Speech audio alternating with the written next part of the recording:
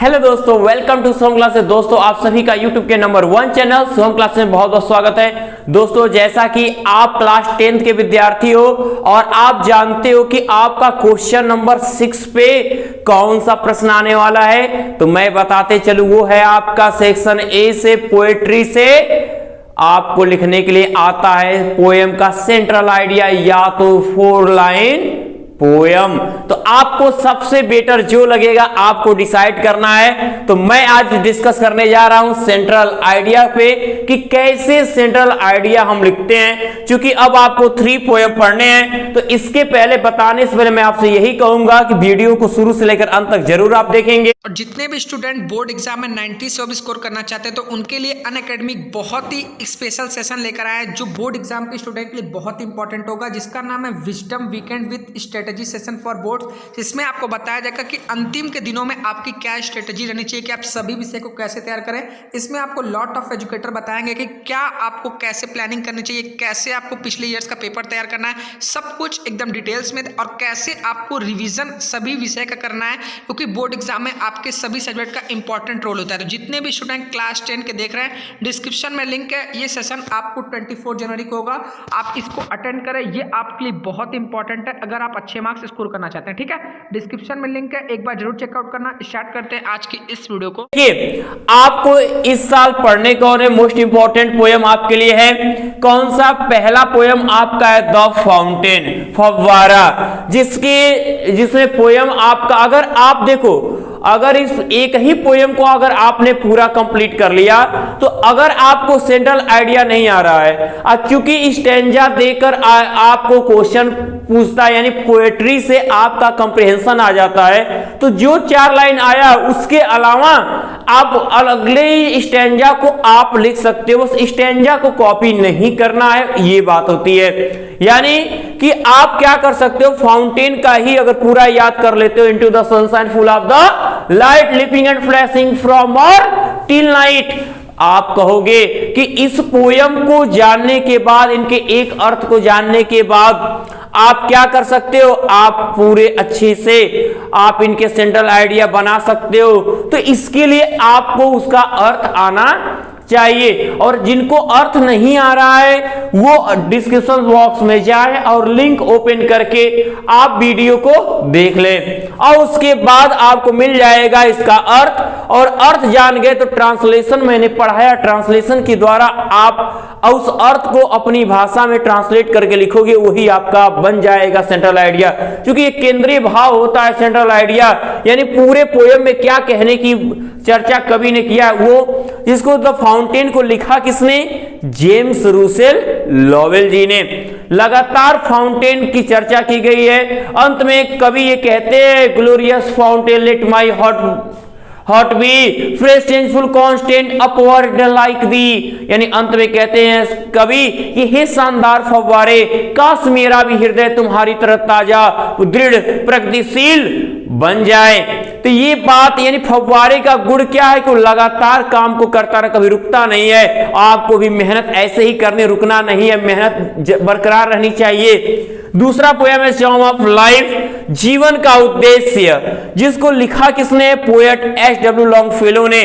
इसमें जीवन की वास्तविकता बताया गया है कि वर्क इज वर्शिप, कर्म ही पूजा है। यानी कि आपको ये नहीं सोचना है क्या कि आपको दुख पाने के लिए आए हो कि सुख पाने के लिए आए हो, ये पहले से हमारे भाग्य में लिखा नहीं है। हम जितना मेहनत करेंगे वही फल हमको मिलेगा। क्या होता है, कहना है कि life is real, life is earnest and not the grave its goal, और मृत्यु को पाना इसका लक्ष्य नहीं है। तो आप क्या कर सकते हो, जीवन क्या है हमारा? बहुत ही गंभीर है। अब इस जीवन हमारा सच्चा है, तो इस जीवन की वास्तविकता यही है कि आप इस लाइफ में आए हो तो काम करो, लेकिन और जितना करोगे उतना ही रिजल्ट मिलेगा आपको। तो इसलिए आपको भी मेहनत, आप अगर अच्छा करते हो तो रिजल्ट क्यों नहीं अच्छा आएगा, बोर्ड एग्जाम में आएगा। तो किसी भी नौजवान के लिए, किसी भी यूथ के लिए इसमें बहुत अच्छा भाव दिया है एच.डब्ल्यू. लॉन्गफेलो ने। इसलिए मैंने इसी चैप्टर के सेंट्रल आइडिया को बताने की इच्छा की कि मेरे बच्चों को ये मोटिवेशन मिलना चाहिए, उनको मेहनत बरकरार जाने कि जितना मेहनत करेंगे उतना ही फल उनको मिलेगा। तो अभी मेहनत करना है आपको। तीसरे पोयम की चर्चा कर लेते हैं जो है द विलेज सॉन्ग, यानी कि ग्रामीण गीत। तो अब द विलेज सॉन्ग जिसको लिखा किसने? सरोजिनी नायडू जी ने। किसने लिखा है? सरोजिनी नायडू ने।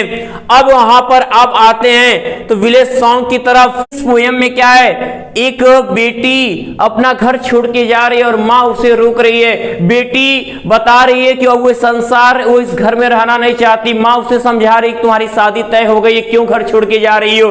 क्यों वो अपने पूरे संसार, घर परिवार बसे, घर संसार जो बसने ही वाला उसको छोड़कर क्यों जा रही हो?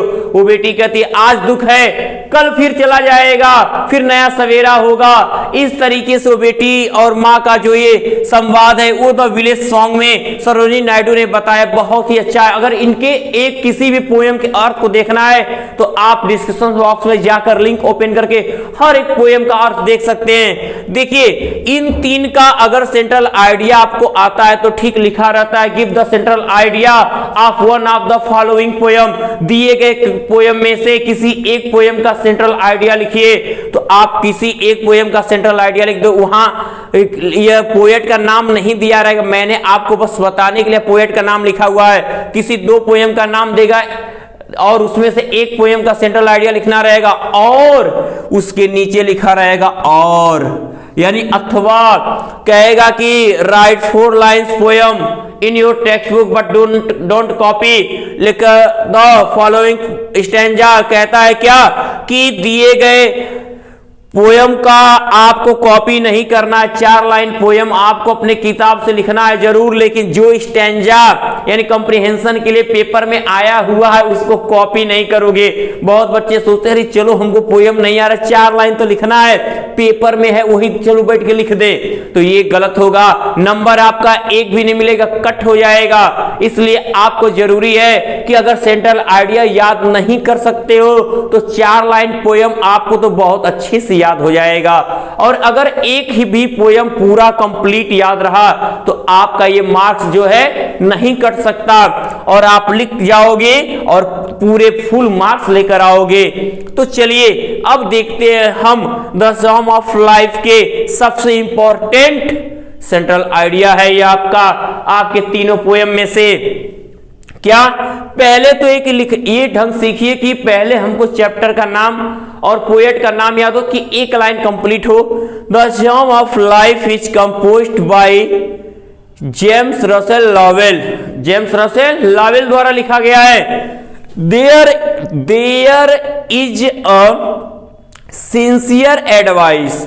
ये क्या है? बहुत भावनात्मक सलाह है ऑफ द पोएट, कवि का, for the every young man, हर एक नवयुवक के लिए कवि का ये द्वारा एक बहुत ही विनम्र सलाह है। कौन? द सम ऑफ लाइफ, जीवन का उद्देश्य। हर एक नवयुवक को क्या ये प्रेरित करता है ये कविता। तो हु लव्स हिज कंट्री, जो भी नवयुवक क्या करता है? अपने देश से प्रेम करता है, उसके लिए क्या है? भावात्मक पूरी तरह से एक सलाह है। ही सेज दैट, वह कहते हैं कि कौन? जेम्स रसेल लॉवेल जी कहते हैं कि दैट की वर्क इज वर्शिप। मैंने बोला स्टार्टिंग में ना कि कर्म ही पूजा है, कर्मण्येवाधिकारस्ते मा फलेषु कदाचन, यानी कर्म करते रहो लेकिन फल की इच्छा मत करो। तो इसलिए वी शुड, हमें चाहिए वर्क, काम करना ऑनेस्टली, ईमानदारी के साथ एंड सिंसियरली, पूरे विनम्रता और कर्तव्यता के साथ। इसलिए हमें पूरे अपने काम को ईमानदारी और कर्तव्यता के साथ करना चाहिए, आज्ञाकारिता के साथ करना चाहिए इन लाइफ, जीवन में, विदाउट थिंकिंग, बिना यह सोचे आप इसके परिणाम के। इसलिए हमें बिना परिणाम का इंतजार किए अपने हर एक कर्तव्य को पूरे ईमानदारी और आज्ञाकारिता के साथ क्या करना चाहिए? मानना चाहिए। अब वी हैव टू अचीव, हमें पाना है अ नोबल आइडिया ऑफ लाइफ, हमें जीवन के एक श्रेष्ठ विचारों को पाना है, हमें जीवन में एक श्रेष्ठ उद्देश्य पाना है, हमें सक्सेस होना है और पूरा दिखाना है जो कोई करके नहीं दिखा सकता। तो हमारी जीवन क्या है? हमारे पे डिपेंड करती है, ना कि किसी दूसरे पे। कर्म यदि हमारा बेस्ट होगा तो आज नहीं तो कल जरूर होगा, लेकिन बेस्ट होगा क्योंकि हमने मेहनत की है। तो मेरी भी मेहनत को मेरे बच्चे अब साकार करेंगे, वो अपना मेहनत भी करेंगे। तो मेरे प्यारे बच्चों, अब आपको अगर ये सेंट्रल आइडिया का कॉन्सेप्ट यदि आज का आपको बहुत अच्छे से समझ में आ गया कि क्या करना है हमें, तो अब कमेंट बॉक्स में कमेंट जरूर करेंगे और अच्छा लगा है तो। और साथ ही साथ आपको मैं ये कहूंगा कि यदि ये वीडियो आपको पसंद आई है तो इसे ज्यादा से ज्यादा लाइक और शेयर करेंगे। और जिसने भी अभी शुभम क्लासेस के चैनल को सब्सक्राइब नहीं किया है वो शुभम क्लासेस के चैनल को सब्सक्राइब कर ले। तब तक के लिए गुड लक।